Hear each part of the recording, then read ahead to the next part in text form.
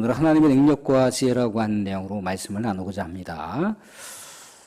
이 세상 가운데 모든 만물을 우리 하나님께서 창조하실 때 말씀을 통해서 창조하셨어요. 그죠? 말씀을 통해서 하나님의 계획하심을 성취하시는 거죠. 어떻게 보면 오늘 세 편의 이야기를 보게 되는데 사실 그 맥락은 하나입니다. 인간의 한계가 있는 불가능한 상황인데 불가능한 상황을 하나님께서 풀어가시는 내용이라는 거예요. 아브라함과 사라의 이야기를 우리가 잘 알고 계시죠. 그죠? 아브라함이 이미 90세가 훌쩍 넘었고 사라도 이미 90세가 가까이 됐다는 거예요. 근데 하루는 하나님의 사람, 하나님의 메신저들이 아브라함이 있는 곳을 지나가는데 아브라함과 사라가 이 하나님의 사람들을 극진하게 모시는데 이 하나님의 사람이 이 아브라함에게 무엇이라고 말씀하시느냐면 이렇게 얘기를 하고 있다는 거죠. 10절 말씀 보시면 18장 10절 말씀 한번 펼쳐주실래요? 창세기 18장 10절 말씀을 보시면 이렇게 나와 있더라는 거예요.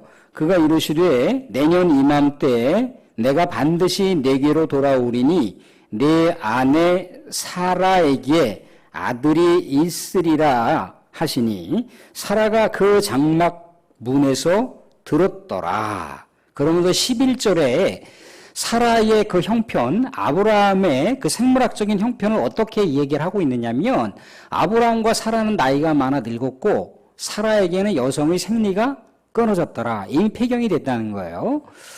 사랑하는데 우리는 다 모든 여성분들은 공유하고 있잖아요. 그죠? 폐경 후에는 아이를 임신할 수가 없다는 거죠. 그죠? 생물학적으로 아이를 임신할 수가 없어요. 그죠? 이게 보편적인 지식이라는 겁니다.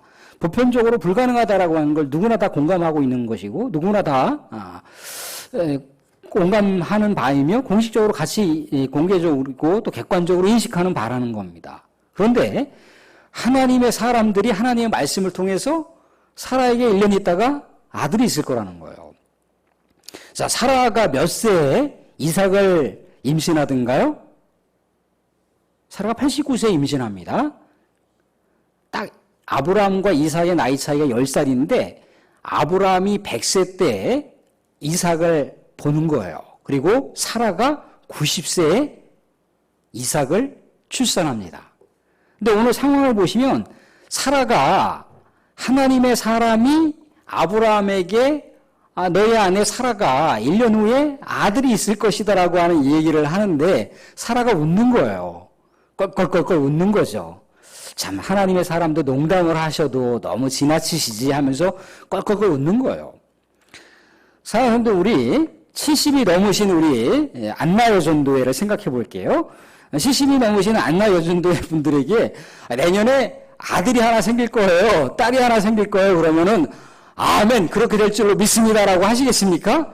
껄껄껄 웃으시겠죠. 아이고 목사님 너무 농도 지나치시죠. 그럴 텐데 하나님의 사람은 아들이 있을 거라는 거예요. 우리가 알고 있는 바대로 어떻게 뜬가요? 이삭이 아브라함이 100세 때 사라가 90세에 이 땅 가운데 출현을 했다는 겁니다. 불가능한 인간의 상식의 한계를 훌쩍 뛰어넘어서 축복의 놀라운 일이 성취되었으니 그 성취가 어떻게 됐다는 겁니까? 14절 보시면 18장 14절 보시면 이렇게 나와 있어요. 여호와께 능하지 못한 일이 있겠느냐? 하나님께서는 불가능한 일이 없다는 거예요. 다 가능하게 만드신다는 겁니다.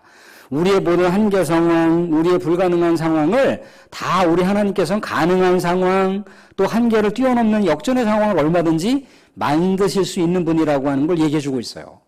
근데 사랑하는 성도 사실 이렇게 생물학적으로 여성이 폐경 후에는 임신할 수 없다라고 그러잖아요. 그죠? 그런데 점점점 과학이 발달될수록 의술이 발달될수록 이 하나님의 창조의 역사가 가능하다는 것이 점점 확인되고 있어요. 과학과 의술이 발달될수록 여성이 폐경 후에 아이를 가질 수가 없다라고 하는 그 기본적인 상식이 이미 이제 바뀌기 시작을 했다는 거예요. 그리고 의학적으로도 가능하다라고 하는 것이 이미 검증되고 있는 사례들이 많이 나오고 있다는 겁니다. 물론 여러 가지 윤리적인 차원에서 이것이 과연 가능하냐, 또 이것은 좀 너무 윤리적인 한계 범위를 넘어가는 거 아니냐라고 하는 그런 내용이 갑론을박 이루어지고 있긴 하지만, 여전히 아무튼 여성은 폐경 후에도 임신이 가능하다라고 하는 것이 과학적으로 의학적으로 증명이 됐다는 겁니다. 그러니까 성경의 말씀을 통해서도 보면은, 어떻게 90이 되나, 89세 할머니가 무슨 임신을 해. 그런데 과학이 발달되면 발달될수록 점점점 가능하다는 걸 보잖아요. 아까 74세, 70대, 60대 중반에 아이 임신하는 건 아주 타방사고요. 굉장히 많다는 거예요. 생물학적으로 불가능한데 이런 일들이 하나님의 능력 가운데 나타난다는 거죠. 그런데 하나님의 능력은요, 여기서 끝나지 않습니다. 그 능력은 하나님의 지혜하고 연결이 돼요. 하나님의 지혜하고 어떻게 연결이 되느냐면, 하나님께서 아브라함과 또 아브라함의 약속의 자녀였던 이삭과 또 이삭의 둘째 아들이었던 야곱을 통해서 약속하신 내용이 뭐냐면, 너희들의 후손들이 하늘의 별처럼 바다의 모래처럼 땅의 티끌처럼 많게 될 것이라고 그렇게 얘기를 했다는 겁니다. 약속을 하셨다는 거예요. 근데 자 보세요. 이삭의 아들이었던 야곱이 당시 흉년이 들게 되었을 때 요셉이 이제 애굽의 총리로 있었잖아요. 그때 야곱의 가족이 몇 명이 애굽으로다가 이렇게 망명을 했느냐면 한 70명 정도가 망명을 했어요. 근데 우리가 알다시피 세월이 흘러 모세가 이스라엘 백성들을 출애굽시키잖아요. 그죠? 애굽에서 이제 탈출하는 그런 계기를 마련하잖아요. 그죠? 그때 이스라엘 백성들이 장정만 60만 명이라고 나와 있습니다. 그 한 가정 가운데 4명, 5명이라고 했을 때는 200만 명이 훌쩍 넘는 거죠. 그죠? 근데 70명이 200만 명이 됐다고 생각을 해보세요. 엄청난 거지 않습니까? 그죠? 그래서 하나님의 약속이 성취되는 거예요. 이게 하나님의 지혜인데, 이 하나님의 지혜의 경륜은 여기서 끝나지 않습니다. 야곱의 12지파, 12후손 중에 유다라고 하는 지파가 있잖아요. 그죠? 유다라고 하는 지파가 왕족 출신을 이렇게 옹립시키는데 그 왕족이 누군가요? 유다 지파는 그렇게 대단한 가문이 아닙니다. 그런데 유다 지파의 후손이었던 다윗이, 예수님을 예표하는 다윗이 유다 지파의 후손 중에 왕으로 다 등극을 하잖아요. 그죠? 그런데 말씀드린 대로다가 이 다윗은 예수님의 예표예요. 예수님의 그림자란 말이죠. 그러면 원형이신 예수님께서 유다 지파의 족복 가운데 올라가 있는 것을 우리가 마태복음을 통해서 볼 수가 있다는 겁니다. 하나님의 구속의 역사를 만들어가는 그 인물들이 등장하는데, 이때마다 하나님의 구속의 역사를 만들기 위해서 하나님께서 그 놀라우신 경륜이 있는 지혜를 통해서 하나님께서 능력을 베푸신, 생물학적으로 불가능한 상황을 가능한 상황으로 만들어가는 사건을 우리가 아브라함의 이야기를 통해서 볼 수가 있었다는 겁니다. 또 아브라함과 사라 이야기가 비슷한 내용이 신약 복음서를 통해서도 등장을 한다는 겁니다. 그게 바로 세례 요한의 아버지였던 사가랴와 그의 어머니 엘리사벳을 통해서 등장하는 거예요. 말씀을 다시 보시면 누가복음 1장을 가보실래요? 1장 5절 6절 보시면 이렇게 나와 있습니다. 같이 한번 읽어보겠습니다. 5절만 먼저 보겠습니다. 5절 같이 시작.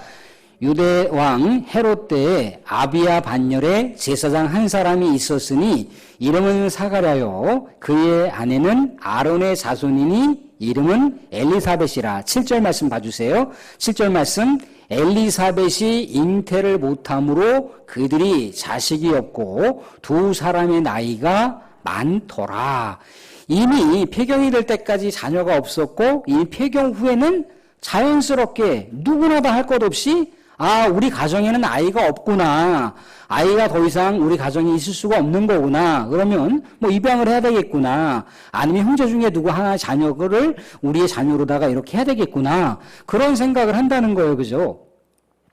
그런데 이 상황 가운데 역시 마찬가지로 사가랴에게 천사가 나타나서 뭐라고 얘기를 하고 있느냐면 이렇게 얘기를 하더라는 거죠. 누가복음 1장 13절 보시면 이렇게 얘기를 합니다. 천사가 그에게 이르되 사가랴여 무서워하지 말라. 너의 간구함이 들린지라. 내 아내 엘리사벳이 내게 아들을 낳아 주리니 그 이름을 요한이라 하라. 아들이 있다라고 하는 얘기를 해주고 있어요.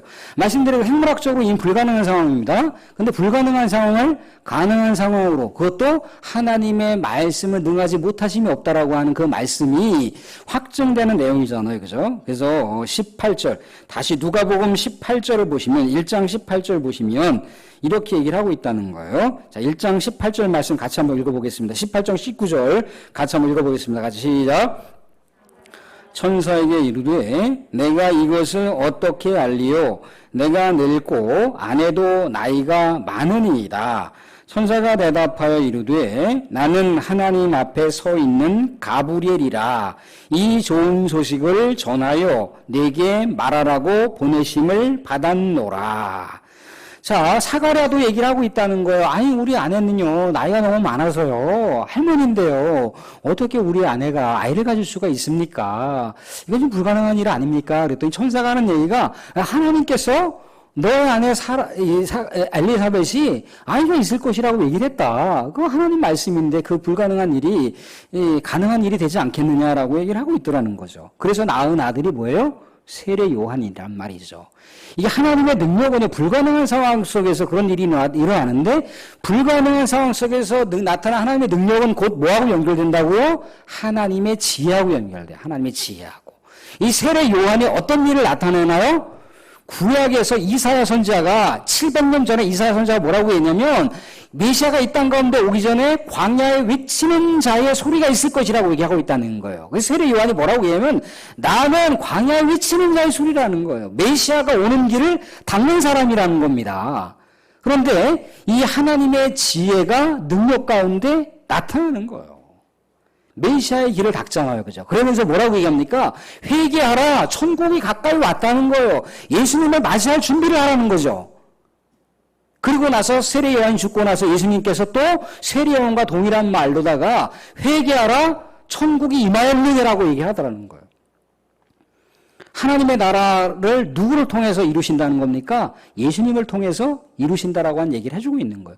세례 요한은 메시아가 아니기 때문에 장차 메시아가 오면 하나님의 나라가 이 땅 가운데 올 것이니까 너희들이 영적으로 정돈을 하면서 준비하면서 살아라 라고 하는 그런 가르침을 많은 사람들에게 전하고 있다는 거죠. 세례 요한의 출현이 그렇다는 거예요. 세례 요한의 출현이 하나님의 능력이고 또 하나님의 구속의 경륜을 만들어가는 지혜가 이 세례 요한 가운데 담겨 있다는 거예요. 마지막 한 분을 보게 되는데 이 한 분은 뭡니까? 또한 하나님의 능력이 담겨 있고 하나님의 지혜가 담겨 있는 분이에요. 그런데 말씀드린 대로다가 생물학적인 그런 불가능한 상황인데 그것보다 훨씬 더 초월하는 상황이 생겨요. 어떤 상황이 생기냐면 누가복음 1장을 보시면 누가복음 1장 어디를 보시느냐면 34절에 이런 얘기가 나와요. 34절 보시면 마리아가 천사에게 말하되 나는 남자를 알지 못하니 어찌 이 일이 있으리까? 하나님의 천사가 마리아에게 나타나서 뭐라고 얘기하느냐면 너에게 하나님의 아들이 잉태될 것이다라고 얘기를 하는 거예요. 그랬더니 마리아가 하는 얘기가 아니 나는 비록 요셉하고 약혼을 했지만 아직 정식 결혼을 한 것이 아니라 부부의 관계를 맺지 못했습니다. 아직 부부의 관계를 맺지 못한 상황에서 내가 어떻게 이런 일이 가능합니까? 이건 불가능한 일 아닙니까? 라고 오히려 반문을 하고 있는 거예요. 그랬더니 천사가 하는 얘기가 가능하다는 거예요. 가능하다. 하나님께서 그렇게 약속을 하셨고 그의 아들의 이름을 너희 아들의 하나님의 아들의 이름을 예수라 하라고 그렇게 얘기하더라는 거예요. 그랬더니 뭐라고 또 얘기를 하고 있냐면 이렇게 얘기를 합니다. 36절을 좀 보실까요? 36절 보시겠습니다. 36절, 37절 보시면 36절, 37절 같이 한번 읽어보겠습니다. 자, 피곤하시겠지만 같이 읽어보겠습니다. 같이 시작. 보라, 내 친족 엘리사벳도 늙어서 아들을 배웠느니라. 본래 임신하지 못한다고 알려진 이가 이미 6달이 되었나니 대저 하나님의 모든 말씀은 능하지 못하심이 없느니라 라고 얘기하고 있어요. 하나님께서 하나님의 말씀으로 온 세상을 창조하셨잖아요. 그죠? 아유, 설마, 우리 교인들에게 그러잖아요. 믿음의 우리 성도들에게. 아니, 예수님은요, 뭔가 부부의 관계를 통해서 낳은 아들이 아니에요. 하나님께서 동정녀 마리아를 통해서 성령으로 하나님의 아들을 보내주셨어요. 그럼 세상 사람들이 뭐라고 해요? 말 같지도 않은 얘기 하지 마. 그런 일이 어떻게 일어나? 그런 일이 어떻게 일어나? 그렇게 얘기를 한다는 거예요. 근데 그분들의 전제는 뭐예요? 하나님을 안 믿는데 하나님의 말씀의 능력까지 믿겠습니까? 믿지 못한다는 거죠. 우리는 하나님의 말씀을 믿으니까 하나님 말씀 가운데 이 성모 마리아, 이 동정녀 마리아에게서 아들이 난다라고 하는 건 가능하다는 거예요. 우주 만물은 말씀으로 창조하셨는데 가시고 그 여자의 몸에서 아들 하나 못 만들겠습니까? 하나님께서 가능하다는 거죠. 흙으로다가 아담을 지으셨는데 아담의 갈빗대로다가 여자를 창조하셨는데 하나님께서 마리아를 통해서 어떻게 아들을 못 만드시겠습니까? 가능하다는 거죠. 가능하다는 얘기를 해주고 있는 거예요. 하나님의 말씀은 능하지 못하심이 없다라고 합니다. 근데 사랑하는 성도 여기서 하나님의 말씀의 능력은 곧 뭐하고 연결된다고 했습니까? 하나님의 지혜하고 연결된다는 거예요. 하나님의 지혜. 예수님의 이름이 뭡니까? 예수님의 이름이 예수죠. 그죠? 예수님의 이름은 또 하나의 이름이 있어요. 임마누엘입니다. 하나님이 우리와 함께 하셔요 라고 하는 이름을 갖고 있어요. 또한 예수는요, 하나님의 구원자라고 하는 이름을 갖고 있는 거예요. 그죠? 근데 하나님의 구원의 역사는 어떻게 일어나나요? 하나님의 구원의 역사는 예수 끝. 그렇게 일어나나요? 예수께서 이 땅 가운데 출현하기까지 하나님의 구속의 역사는 하나님의 지혜 가운데 충만하게 믿음의 선조들 통해서, 믿음의 조상을 통해서 쭉 진행된 걸 보고 있었잖아요. 그죠? 그러면서 어떻게 했던가요? 예수 그리스도께서 우리를 구원하실 때 어떻게 했던가요? 세상이 이해할 수 없는 방법으로 십자가의 죽음을 통해서 우리들에게 영원한 생명을 주셨잖아요. 십자가의 죽음은 곧 희생제물이 되셨다는 것이고 대속제물이 되셨다는 거예요.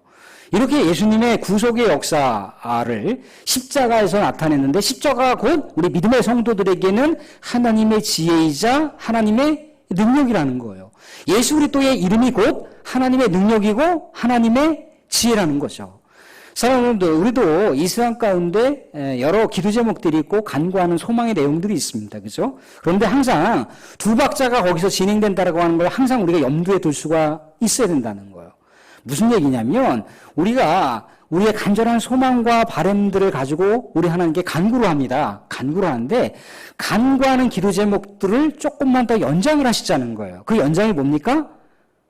하나님의 역사, 하나님의 지혜하고 연장을 하자는 거예요. 하나님, 우리 가정 가운데 아들이 꼭 필요합니다. 아들을 주십시오. 하나님, 우리 가정 가운데 딸이 있어야 됩니다. 딸을 주십시오라고 기도를 할 때, 우리가 할 때 하나 좀 연장하자는 거죠. 하나님, 그 귀한 아들이, 하나님 그 귀한 딸이 장차 장성하게 자라서 하나님의 꼭 필요한, 하나님의 나라 가운데 꼭 요긴하게 사용될 수 있는 아들이 되게 해주십시오. 하나님의 나라 가운데 꼭 요긴하게 사용될 수 있는 딸이 되게 해주십시오. 라고 하는 것이 하나님의 지혜와 하나님의 역사를 연결하는 기도라는 거예요.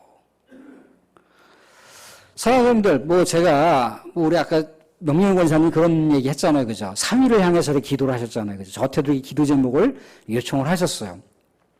목사님 사위가 이렇게 학원을 차리는데 학원이 정말 이 코로나 상황 가운데 정말 될 수 있을지 안 될지 모르겠어요. 참 두려운 마음이 있지만 그럼에도 하나님의 은혜를 가지고 학원을 열려고 합니다. 기도 제목을 얘기하셨어요. 또 기도 제목을 어떻게 얘기하시냐면 아까 말씀하신 대로다가 50명이 차면 좋겠습니다라고 하는데 왜 50명이냐라고 했더니 50명이 되면은 거기서 나오는 수입을 가지고 가난하게 살아가고 있는 학원생들에게 무료로다가 그렇게 지도할 수 있는 상황이 생길 수가 있습니다. 재정적인 문제가 조금 더 숨통이 트이게 되면 그 재정의 일부를 가지고 가난하게 공부하는 학생들에게 장학금 차원으로다가 학원을 다닐 수 있게 한다는 거예요. 사실 지혜라고 하는 게 하나님의 기도의 제목이라고 하는 건 이렇게 두 박자, 하나님의 능력을 우리가 필요로 하는 거잖아요. 그죠? 또한 하나님의 지혜 가운데 우리 기도 제목들을 연장하신다라고 하는 것. 그건 귀한 거라는 겁니다.